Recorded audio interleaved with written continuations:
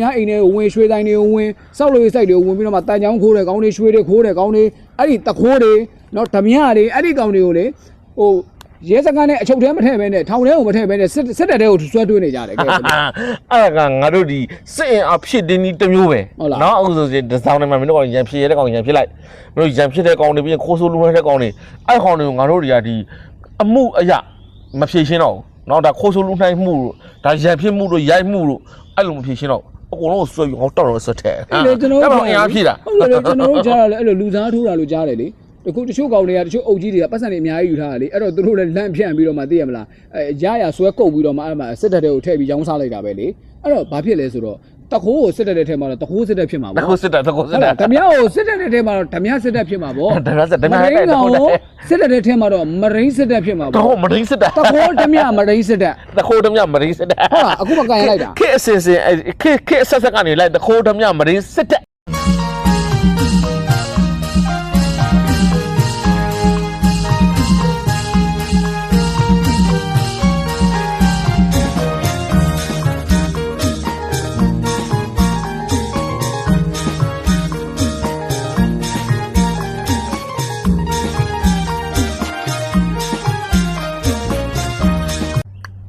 စင်းသားတော်တော်ခတ်တယ်ကွာ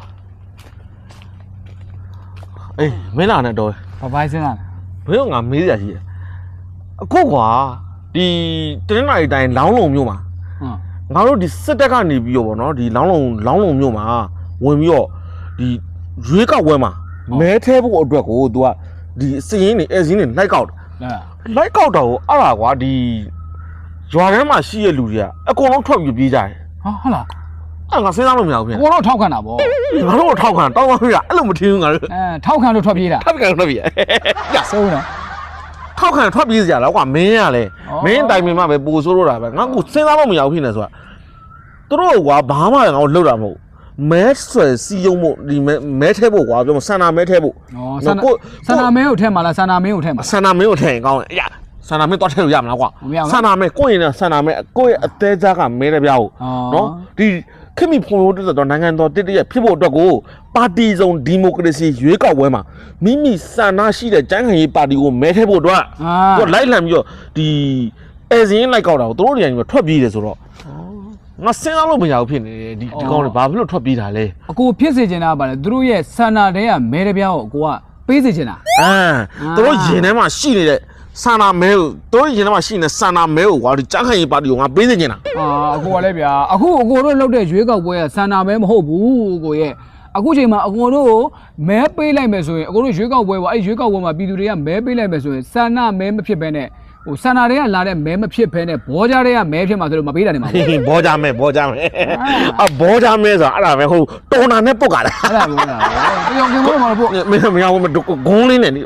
ရှောက်တော့မှာပေါ့မရိုင်းလိုက်လားဘာရှောက်တော့နေဟုတ်တယ်လေတဲ့ဘောမတွေလှုပ်တဲ့ပွဲဆိုမှတော့ကိုယ်ရွေးကောက်ပွဲဆိုမှတော့ဘောကြားမဲပဲဖြစ်မှာပေါ့ဟိုကလည်းမင်းရတယ်ကွာမင်းကိုတိုင်ပင်မှပဲပူဆိုးရတာပဲဟိုကြောပြောမယ်ဟိုညိုစောဘာထထကြောင်ဩကိုကျိုးမှာကြောင်ပြောက်နေတယ်ဆိုဘယ်ဟိုကြောင်ပြောက်ကမှမင်းရလေကြောင်ပြောက်နေတယ်လေဩဘာညိုဆိုကွာမင်းဘာညိုဆိုကြောင်ပြောက်စရာအခုဆိုလို့ရှိရင်သူတို့ဒီမိသားစုဝင်ကုမ္ပဏီတွေပေါ့နော်ဘာညိုဆိုရဲ့သားသမီးတွေရဲ့မိသားစုဝင်ကုမ္ပဏီတွေကနေပြီးသူတို့ရဲ့ဝန်ထမ်းတွေကိုသူတို့ဒီလာစာအပြေးဝပေးတယ်ပြီးလို့ရှိရင်နေစရိတ်စားစရိတ်ငိမ့်နဲ့အဲဘာညိုဆိုဝင်ရောက်ရှင်ပြိုင်မဲ့ကိုကျိုးမျိုးအကုန်လုံးပြောင်းဟိုင်တာမဲထဲဖို့ဘာညိုဆိုကိုမဲထဲဖို့မနိုင်ပါဆိုလို့လူနဲ့ဖိတာမနိုင်ပါဆိုလို့လူရင်အားနဲ့ကိုရင်အားနဲ့ဖိတာလုံးတာဟောကောင်းပါမရိုင်းလိုက်လားမနိုင်ကြလားကွာမင်းအင်းအားဟိုဘာညိုဆိုစေအားငိမ့်နေမှာဆိုလို့နော်အင်းအားသွားဖြည့်တာကွာဟိုတော့မဆိုလို့ရှိရင်ကွာခင်မီဖွံ့ဖြိုးတိုးတက်တဲ့နိုင်ငံတော်တည်ရဲ့ဖြစ်ဖို့ဘာညိုဆိုကိုမဲပေးဖို့ဆိုတယ်အကိုတော့အခုဟိုဘယ်လိုပြောမလဲအကိုတို့ကလေဒီကျွန်တော်တို့ဒီတော်လိုင်းကာလာတော့ဆန္ဒပြခဲ့တော့က9000စားတွေလို့ပြောပဲအခုအဲ့ညိုဆိုကသူက9000စားတော့မဟုတ်တော့9000တော့မဟုတ်9သိန်းတော့ပေးမယ်တော့ကြားတယ်9000တော့ကျင်းမြင်လားရှာမင်းကမရိုင်းနေမအဲ့လိုကြီးတော့မင်းရလေအကိုရဲ့အဲ့ဒီကိုကျုံမှာသူနဲ့ပြိုင်စရာပြည်သူ့ပါတီကအဲ့အမတ်တယောက်ပဲရှိတဲ့ဥစ္စာကိုဒီ2ယောက်လေးပြိုင်တာတော့မှဒီကောင်ကရှုံးမှကြောက်နေရလားဟမ်မင်းရတယ်ကွာဒါကတော့မင်းရတယ်ဟိုဘာညိုဆိုကလုတ်ပြီဆိုလို့ရှိရင်သူကစီးနဲ့စနစ်နဲ့တေးရှာပိုင်အောင်လုပ်တာပေါ့ကွာပြောသူပိုင်အောင်ဟောလာပုံလာပြောနေသေးတယ်ဒုက္ခပဲဗျာပြည်သူလူထုရဲ့ရင်ထဲကစန္ဒမဲက အဲ့လိုမျိုးကြီးပေးလို့ရတာမဟုတ်ဘူးလေအကိုကလေထားလိုက်ပါဗျာအဲ့ဒါတွေကဘောင်းဝင်ပါဘူး အော်မောင်မဝင်စရာလားအဲ့ဒီမဲကိစ္စနဲ့ပဲမင်းကပြောစရာရှိတယ်ဥဆိုနယူးဇီလန်မျိုးမှာတဲ့နယူးဇီလန်နိုင်ငံမှာပေါ့မျိုးမဟုတ်နယူးဇီလန်နိုင်ငံနယူးဇီလန်နိုင်ငံမှာကိုမြန်မာနိုင်ငံကျင်းပမဲ့ရွေးကောက်ပွဲဟာအတုအယောင်ရွေးကောက်ပွဲပါလို့ပြောတဲ့ဟာကိုနယူးဇီလန်လွှတ်တော်ကနေပြီးတော့မိသူမိဝါကမှကန့်ကွက်ခြင်းမရှိဘဲနဲ့နော်အတီးပြုတ်ပြီးတော့ဆုံးဖြတ်လိုက်ရဲ့တဲ့ဟာဒီလွတ်တော်ထဲမှာကွာတရားတော်ကနေကန့်ကွက်တယ်ဆိုရင်တော့ငါလက်ခံသေးတယ်အခုကဘယ်သူမှဒီမြန်မာနိုင်ငံရဲ့ရွေးကောက်ပွဲကအတူရောက်ရွေးကောက်ပွဲကြီးပါလို့ပြောတာဘယ်သူမှကန့်ကွက်မှုမရှိဘူးတဲ့ကွာအဲ့ဒါနယူးဇီလန်နိုင်ငံပဲရှိသေးတယ်နော်ဟိုမှာပြင်သစ်သမ္မတအမေစုလှုပ်ပေးဖို့တော့မှတောင်းဆိုတယ်လို့တော့ကျွန်တော်ကြားတယ်နော်ကျွန်တော်ကြားတယ်တွေ့တယ်မလားနိုင်ငံတကာအဆအမေစုနိုင်ငံတကာအဆချစ်တဲ့အမေစုအကိုတို့မင်းအောင်လည်းကိုချစ်ဖို့နေတာအိုးဒီဘက်ဒီကောင်နဲ့ manager ဆိုင်မြင်အောင်မှဟိုဘက်ကိုခေါင်းလဲသွားမယ်လူသားမျိုးယွန်းတာပြောတာကိုကလည်းခွေးကောင်နန်းနေတာဟုတ်လို့ပြောတာလေခွေးအောင်မှခွေးပူမင်းတော့ဆောင်မရိုင်းနဲ့ငါတို့ဘာဦးမင်းအောင်လည်းဘာလျှောက်ပါမကာကျုပ်กว่าမင်းရတယ်ကာကျုပ်တွေဖာရုပ်တွေလုံနေတယ်ကာကျုပ်ဖာရုပ်နဲ့ဖာရုပ်နဲ့ညီကိုလေအဲ့ဒါပြောတာမင်းတော့မရိုင်းနဲ့နော်ဟုတ်တယ်လေတရားလုံမလားနဲ့အကိုကလည်းကြည့်မတရားလုံမလားနဲ့ကျွန်တော်ကအကိုတို့ဘက်ကဗျာတမျိုးပြောရရတယ်ဗျာဟာငါတို့နိုင်ငံကိစ္စသူများနိုင်ငံနဲ့ဘာဆိုင်လဲမှန်တယ်ဒါပေမဲ့ဟိုပြောမယ်ဆိုရင်သူများနိုင်ငံကလည်းပြောမယ်ဆိုရင်ကိုယ့်နိုင်ငံနဲ့ပတ်သက်ပြီးတော့လေသူတို့လည်းစိတ်ဝင်စားတယ်ဘာဖြစ်လို့လဲဆိုတော့သူတို့ကကိုယ့်မြန်မာနိုင်ငံမှာရင်းနှီးမှုနဲ့မှုတွေလှုပ်ထားတယ်လှုပ်ထားမှာလေအဲ့ဒီတော့ကြောင့်မို့လို့ဒါစစ်တပ်ကပြည်သူတို့ရဲ့ဆန္ဒကိုလစ်လျူရှုပြီးတော့မှဟိုဘယ်လိုပြောမလဲဟိုကြန့်ခိုင်ရေးအတွက်လုပ်တဲ့ရွေးကောက်ပွဲဘယ်လိုလက်ခံမလဲပြည်သူရင်တွေကပါတဲ့ဆန္ဒမဲမှမဟုတ်တာအကိုရနော်မင်းတို့ကလည်းနော်မင်းတို့အဲ့ဒီလိုကားဖက်ရဖက်လုပ်တဲ့ကောင်တွေကကွာမြန်မာနိုင်ငံမှာမဟုတ်ပါဘူးနော်နိုင်ငံအရက်မှာကွာရှိနေတာငါလည်းတိတ်ရမပြောချင်ဘူးအခုဆိုလို့ရှိရင်လည်းဘာဟိုသတင်းဘုတ်ကတက်လာသေးတယ်အမေရိကန်နိုင်ငံမှာတဲ့ငါတို့ဒီစစ်တပ်ကနေပြီးတော့ဒီအမေရိကန်နိုင်ငံကစစ်လော်ဘီငါ့ကိုကုမ္ပဏီတစ်ခုနဲ့ဆက်သွယ်တယ်အဲ့ဒါကိုတဲ့ဟိုဒီအဖွဲ့အစည်း100လောက်ကနေပြီးတော့ဗောနော်ဒီအမေရိကန်ကွန်ရက်ကိုအဲ့ဒါကိုလုံးဝလက်မခံရင်ကန့်ကွက်ရင်ပယ်ချရင်အထွက်ကိုဝိုင်းပြီးတော့သူကဟိုနေဗောနော်ဖိအားပေးတာကန့်ကွက်ဖို့သူကစာတင်သွင်းတယ်ဆိုလားမသိဘူးကွာဟုတ်တယ်လေအဲ့ဒါကားပြရပြကောင်တွေအမှန်တော့ lobby မဟုတ်ဘူးငါတို့မြန်မာနိုင်ငံမှာဖြစ်နေငါတို့ရဲ့နော်စစ်တပ်ငါတို့ဘာအိုးမင်းအောင်လှိုင်ကြီးဖျားတခါကြီးနော်တူတော်ခေါင်းကြီးနော်တူတော်ခေါင်းကြီးခမိဖွံ့ဖြိုးတိုးတက်တော့နိုင်ငံတော်တရက်ကိုဖြစ်စေခြင်းသူကြီ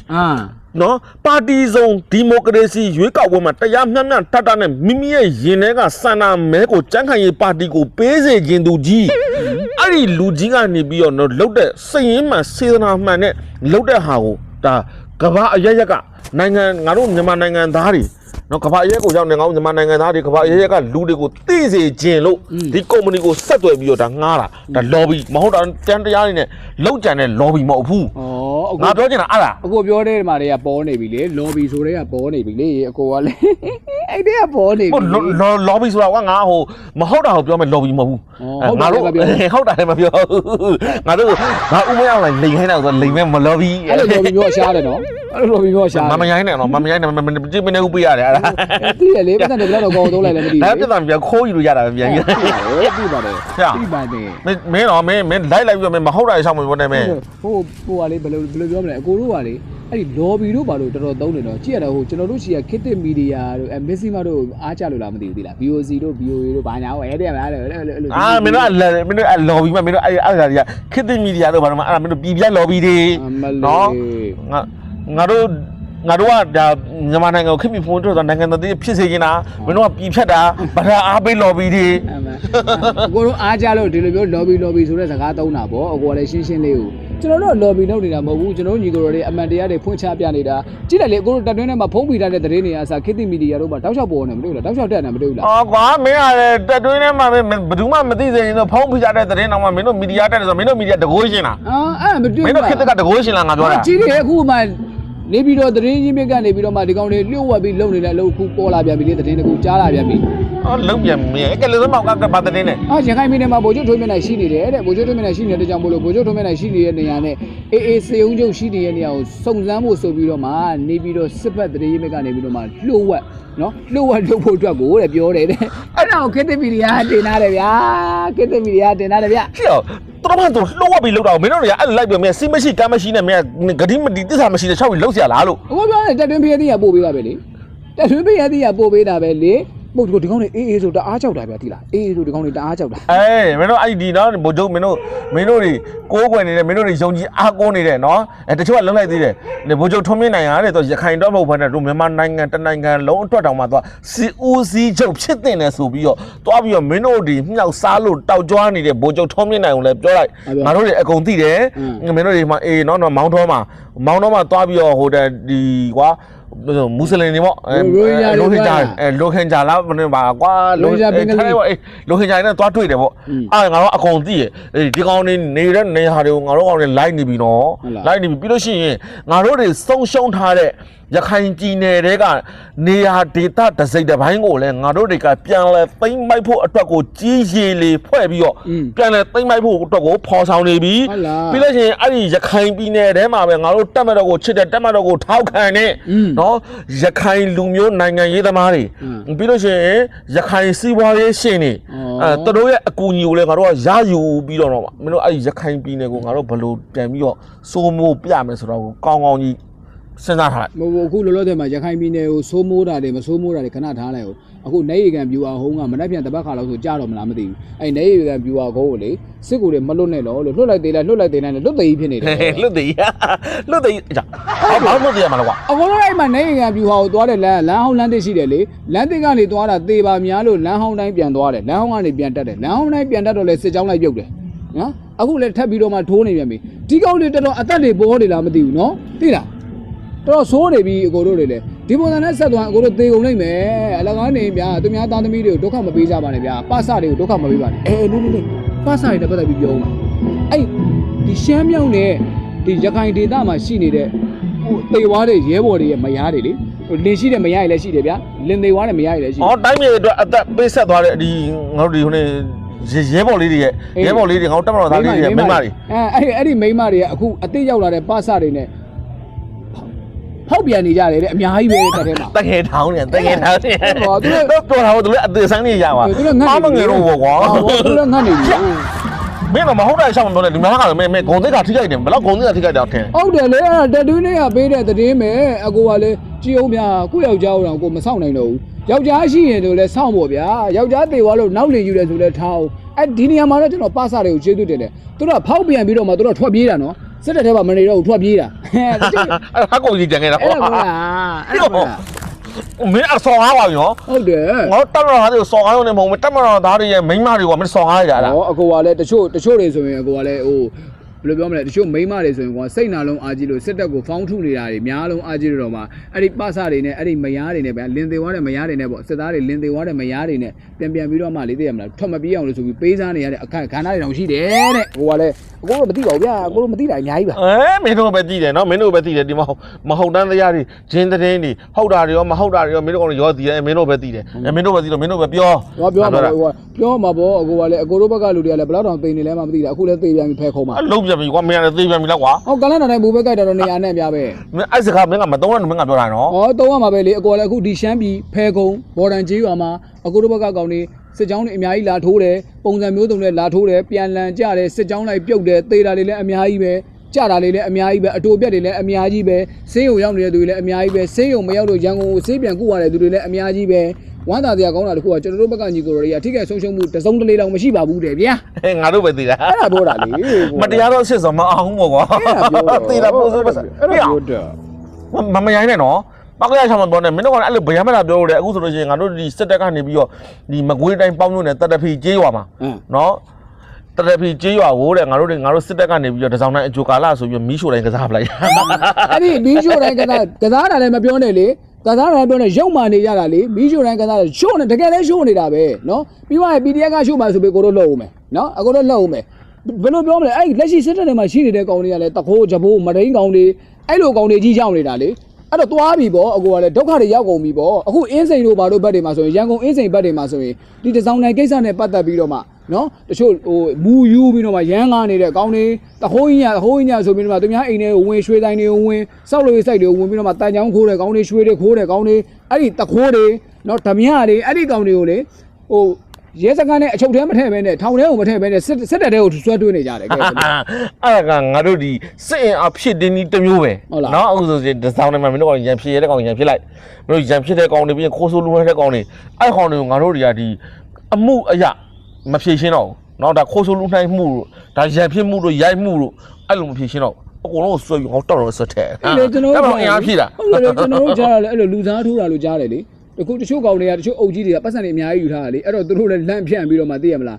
းရရဆွဲကုတ်ပြီးတော့မှအဲ့မှာစစ်တပ်တွေကိုထည့်ပြီးရောင်းစားလိုက်တာပဲလေအဲ့တော့ဘာဖြစ်လဲဆိုတော့တခိုးကိုစစ်တပ်တဲ့ထဲမှာတော့တခိုးစစ်တပ်ဖြစ်မှာပေါ့တခိုးစစ်တပ်ဓမြကိုစစ်တပ်တဲ့ထဲမှာတော့ဓမြစစ်တပ်ဖြစ်မှာပေါ့ဓမြစစ်ဓမြဟဲ့တခိုးစစ်တပ်တဲ့ထဲမှာတော့မရိန်းစစ်တပ်ဖြစ်မှာပေါ့တခိုးမရိန်းစစ်တပ်တခိုးဓမြမရိန်းစစ်တပ်တခိုးဓမြမရိန်းစစ်တပ်ဟုတ်လားအခုမှကန်ရလိုက်တာခေအစင်ခေအဆက်ဆက်ကနေလိုက်တခိုးဓမြမရိန်းစစ်တပ်ကန်ရလိုက်တယ်မလား